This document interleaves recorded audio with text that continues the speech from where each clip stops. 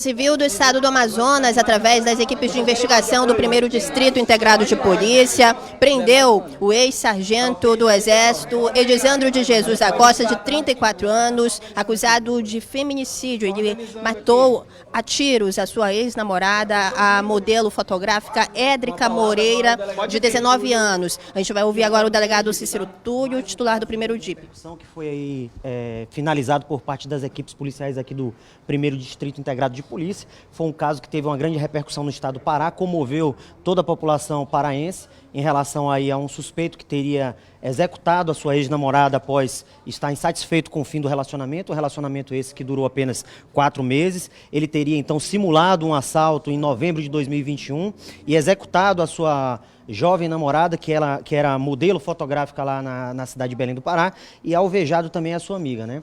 A sua ex-namorada, a vítima, ainda chegou a ser socorrida com vida. Durante o procedimento lá cirúrgico no hospital, ela relatou que teria sido o ex-namorado que teria efetuado os disparos juntamente com o comparsa. A própria amiga da vítima também relatou que teria sido alvejada também por conta desse ex-namorado dela, um ex-militar das Forças Armadas. E após a condenação dele a aproximadamente 16 anos de reclusão lá no estado do Pará, pela 3ª Vara do Tribunal do Júri, ele acabou empreendendo fuga aqui para o estado do Amazonas, onde ficou escondido durante algum tempo, né? Recebemos um pedido de apoio por parte da Polinter do estado do Pará, para que a gente pudesse realizar buscas no sentido de localizar e capturar esse envolvido aí no assassinato da jovem modelo. E então passamos durante o último mês a realizar diversas diligências policiais no sentido de localizar e capturar esse suspeito, né? Tínhamos a informação de que possivelmente ele estaria aí pretendendo fugir ainda na manhã de hoje para o estado de Roraima, onde de lá iria seguir para a Venezuela, para Santa Helena. Então as equipes durante todo o dia de ontem realizaram buscas na cidade de Manaus, conseguimos identificar o veículo que ele estava fazendo uso e já no início da noite de ontem conseguimos êxito em localizar ele na Avenida Natan Xavier, onde foi realizada uma abordagem policial e conseguimos êxito então em capturar o Edisandro Jesus. Ele que agora vai ser encaminhado à audiência de custódia e posteriormente será recambiado ao estado do Pará, onde dará início ao seu cumprimento de pena. Ele já passou por depoimento, tá ligado?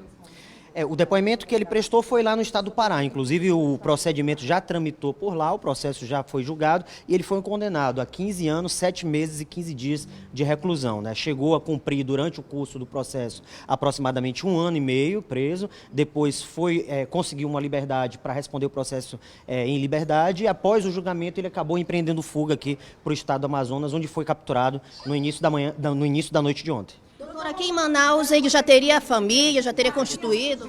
Para a Venezuela.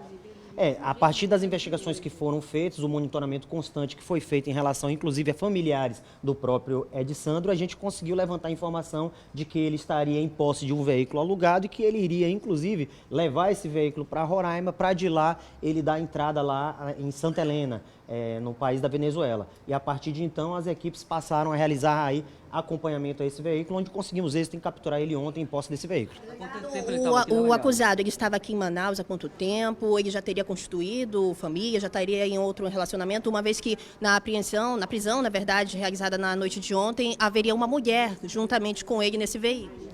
Ele já estava aqui há aproximadamente 8 meses, desde quando saiu a sentença condenatória dele lá no estado do Pará. Ele acabou aguardando um pouco e depois fugiu aqui para o estado do Amazonas, mantém família aqui em relação a irmãos e cunhados, chegou a trabalhar aqui no setor de logística, entrega e de Uber e também já havia conseguido aí uma nova companheira. Inclusive no momento lá da abordagem ele estava na companhia dessa senhora, que também foi conduzida à unidade policial para que a gente pudesse aí colacionar as informações dela a respeito dessa situação dele, né? Doutor, e no momento da prisão, ele se manteve o tempo todo em silêncio?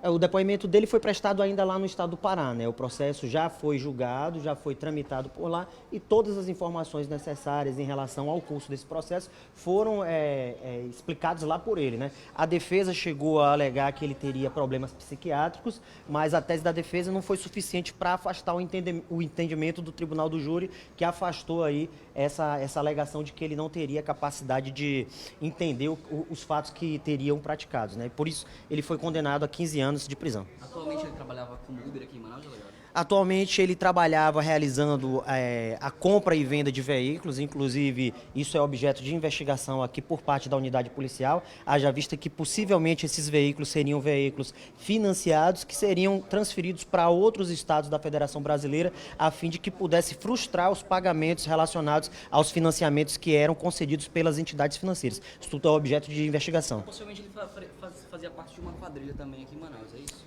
Possivelmente ele tenha relações com outras pessoas que acabam possibilitando esse encaminhamento desses veículos para outros estados, principalmente o Distrito Federal. Delegado, eu queria que o senhor falasse mais uma vez como é que foi a situação do crime, inclusive a própria vítima, a Édrica, na época relatou para a polícia que ele quem teria atirado contra ela e a amiga, foi isso? A Édrica e sua amiga Tâmara, elas estavam no final do ano de 2021 numa lanchonete. O Ed Sandro estaria insatisfeito com o fim do relacionamento, inclusive um relacionamento muito curto que teve com a Édrica, né, cerca de 3 meses. E antes mesmo da situação do homicídio, a própria modelo fotográfica já teria registrado um boletim de ocorrência na unidade especializada lá de crimes contra a mulher.